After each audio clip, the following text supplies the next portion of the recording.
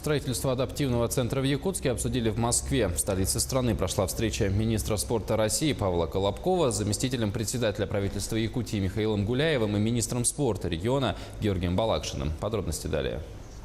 Сотрудничество между Министерством спорта России и регионами осуществляется по нескольким направлениям.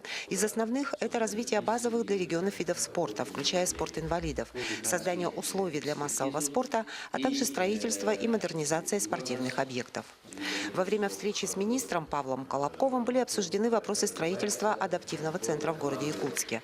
В 2017 году президент Путин поддержал эту идею и дал поручение Минспорту России включить строительство в программу адресного финансирования. Министр спорта заверил, что еще раз поставит этот вопрос на уровне Министерства экономики с тем, чтобы этот объект вошел в программу финансирования на 2019 год. Кроме того, поднимались темы строительства Центра спортивной подготовки в селе Чурапча, экипировки сборной команды России по масс-рестлингу для участия в чемпионатах Европы и мира.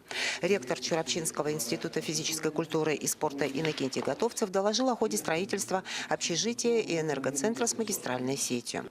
Михаил Гуляев поздравил Павла Колобкова с назначением на должность министра спорта России, вручил знак 385 лет вхождения Якутии в состав российского государства, а также пригласил министра на чемпионат России по боксу и на чемпионат мира по масс-рестлингу. Мы ставили вопрос о подготовке к Олимпийским играм Токио в 2020 году.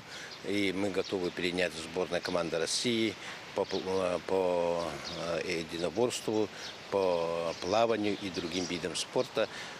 И Павел Анатольевич очень заинтересовался, дал поручение Центру спортивной подготовки. Мы очень рады, что министр спорта поддерживает Якутию, понимает наши проблемы и готова работать с нами вместе. Татьяна Черемкина, Олег Южилкин, Москва.